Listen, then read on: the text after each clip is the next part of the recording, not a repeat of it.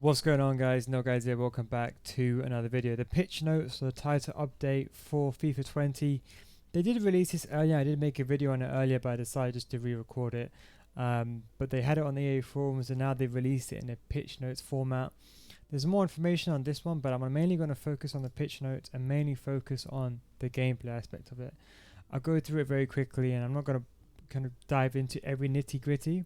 I just want to give you my thoughts on what I think, are the change is good or the change is bad, etc., etc. And now, obviously, the first thing we need to understand is these changes apparently have been made over the week and been developed over the weeks as the game has been released through the beta, the demo, etc., etc. I think it's mainly concerning the beta, though, in particular to this update. And also, most of content has been played by members of the community. I don't know what this exactly refers to. Does this mean that there's a test community, or does this mean game changers? I don't know. If anyone's a game changer, always please feel free to DM me and let me know. But of course, they can't change everything. I understand that, and I think it has to be done incrementally. That's what's important. Everything is tainted by association. If you nerf, goalkeepers, if you buff goalkeepers too much, then goalkeepers become too OP. Then finishing will become basically nerfed. Finishing will become nerfed if goalkeepers are buffed, so they have to kind of have limits. So I understand that, but obviously the most pressing issue is goalkeepers. Deflections obviously are probably the worst thing that's happened to goalkeepers in the past couple of years. FIFA 18 had that epidemic, as people would say, is they would run down the wing, do a heel to heel, shoot across goal and force a rebound with only one intention. That intent is just to get a cheap goal. It was fixed in FIFA 18 indirectly. They didn't really mention it too much in like these secret patches, is what I like to call it, but it's back in FIFA 20. What they've done now is basically they've kind of allowed goalkeepers to push the ball away from the net, instead of basically putting it to a situation where the opponent can rebound. I think the problem with this is that it's not really about pushing the ball away from the net. It's more about pushing it into a specific direction. If just in this example, I mean, this might not be the best example, but let's say, for example, I don't know, I'm just going to do this kind of, if, for example, a shot is hit across here, instead of the goalkeeper parrying it like here, why can't I just do like some parry outside here? I'm not talking about go out of play. What I'm talking about is, when you do like a half palm kind of thing, like a half palm save, and it kind of flutters your fingers. You know what I'm talking about? So it kind of goes, in some respect, 90 degrees. It's kind of what I want. Although it's not the most realistic, it only happens rarely in football. At least you can avoid these cheap situations where the goals go in from rebounds. But it's interesting to see how this transpires into the game. Obviously, only time can tell when the game comes out. When the patch comes out, we can tell, obviously, from there. But I'm sure they worked on it, and they've probably tested it, and it probably does work. Now, the penalty, they basically changed it as well. What they've done is they basically increased the range in the middle. See this yellow thing? See the increase in range? I don't know if you can see that. Here's a bit bigger, a bit wider. Now, what this is doing is basically this is allowing the potential range or the radius for the goalkeeper to make the save. So, for example, here you can see that this is where the lines are originally, and if we just scroll down, as you can see, there's that's the most terrible depiction I have done with red lines, but as you can see, there's a little bit of an increased gap. Now, what this is doing basically is that when a player shoots in this direction, now a goalkeeper will be able to save it. Now, the issue I don't have is with the goalkeepers. The issue I have is with head movement. See, the problem is with head movement is players, if you look at the if you aim at the left, players know where you're going. If you aim at the right, players know where you're going. So players more times than not are going down the middle because they're too scared, and they're refraining from aiming towards the left or the right because you can see the head movement, and thus you can predict where the opponent is going. So I think, is this somewhat counterproductive? I mean, I think many people go down the middle just because they don't want to go to the left or to the right. It's because they're just scared of goalkeeper movement, head movement. So I suppose, I don't know how I feel about this. I mean, obviously, the goalkeeper can shift to the left or to the right manually, and obviously he can cover a greater distance. So if he shifts to the left, he'll cover like that region. If he stands over here, for example, he will, do that region. So I mean, they didn't really say whether it's for just the center of the goal or if the goalkeeper's just standing in his position. They haven't really mentioned that, but I'm presuming it's if you move across the goal, the radius should remain the same. I don't think it's just if you stand in the middle. So if, for example, you shift the goalkeeper to here, I mean, he'll still get an increased radius from the yellow zone will be increased also if he moves to the right hand side or left hand side. That's what I think anyway. As I said, it's mainly to do with head movement. Why don't they just remove head movement? I think that might be the most feasible option, the most viable option. Now, dribbling, an interesting one. Basically, they've increased the responsiveness of dribbling. If you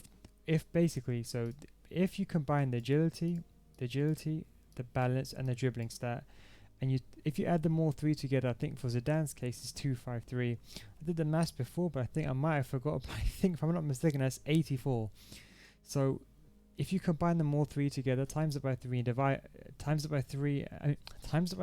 add them all together and divide it by 3, you should have a number or an integer value that represents kind of the dribbling modifier in some respect. And from what you get there is, the closer you are to 80, the lower the impact it's going to have. The higher you are to 99, the greater the impact it's going to have.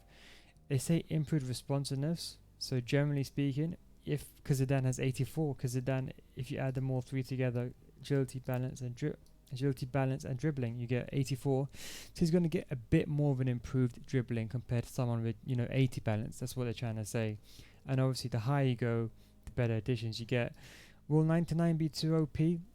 Someone like Mbappe's got very good agility and balance and dribbling. Will he be a bit too OP? Is that increasing the pay to win gap? I'm not really too sure, but I think what's important here is these will not have an impact on players that don't have a rating of 80. So if, for example, someone has agility of 20 and if someone has an agility of 20 and a balance of 20 and a dribbling of 99, because that doesn't average to 80 when you add them all the numbers together and divide it by 3, it won't affect them. So it's only for players that have 80 and above, and obviously 80 is the basic modifier and 99 is the greater modifier. What's interesting here is obviously strafe dribbling won't be affected, so it doesn't matter too much, I suppose, in my opinion, for strafe dribblers, and it doesn't affect skill moves, so your skill moves won't be improved, nor will strafe dribbling. But what's interesting here is attributes changes from chemistry will impact it, so either with players that normally wouldn't qualify being able to qualify. So let's say, for example, I don't know, I'm just going to think of a random example in my head right now who's not a good dribbler. I'm trying to think of someone. Unfortunately, I know all the good dribblers in the game. Let's think, I don't know, someone like, let's say Richarlison. I don't know what his stats are, truth be told. He's got 78 agility, 72 balance, and 84 dribbling. Now, if I'm correct to say that that's just under 80, if my math is correct on the spot. However, if you apply an engine on him, if you now average out his agility, balance, and dribbling, it's well in the mid 80s. So he's gonna naturally increase his responsiveness in dribbling. So you can argue snipers and engines and artists are probably more viable, and you probably see a lot of them now in the team. I'm probably going to start using engines a little bit more now, especially because of the chemistry. So obviously, I think that's actually very good they did that. I thought they would have excluded that, but I'm actually really happy they did that. So the chemistry style obviously now is more important, especially for dribbling now. I can see a sniper being more of very much being used a lot more. It's not, as you can see, there's no averages, so it's not rounded up. Sorry, should I say? So for 79.99. Doesn't get rounded up to 80, so it'd be interesting to see what the difference between 79 and 80 is. So like no modifier and a modifier, so a basic modifier and no modifier. That would be pretty interesting to see. They nerfed secondary contain. Now this is mainly when they've nerfed it for both secondary and normal contain, but it's only if you're chasing a player. They have this kind of visual depiction here. As you can see, that's contain pre-patch, that's post-patch. Now this is amazing, because contain, in my opinion, they should eradicate the button. It just promotes people. I don't even use it, but it just promotes people just to hold a button. And now, as you can see, the player doesn't catch up as well. So now, if you're manually dribbling, if you're manually dribbling, you should be able to get away from your opponent now. I think that's what's very key.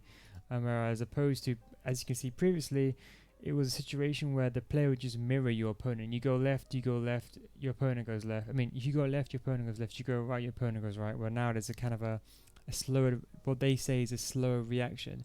So is advocating manual defending, which I'm very happy with. Um, and the other one is the other changes they're saying is they're removing that secondary container will no longer sprint to catch up with the player. I don't know how I feel about this, because sometimes you might be on the edge of the box and you might be controlling your centre back to man mark a position in the middle, but you use secondary contain with your left back to mark your position's winger. Do you see what I'm saying? So I don't know how I feel about that. That's a bit of an issue for me, because I think, now I feel like I have to use a drop back or something, because now I can't play a high line, because obviously you can't control every man on the pitch. Secondary contain's already been nerfed. I don't know why they want to nerf it even more.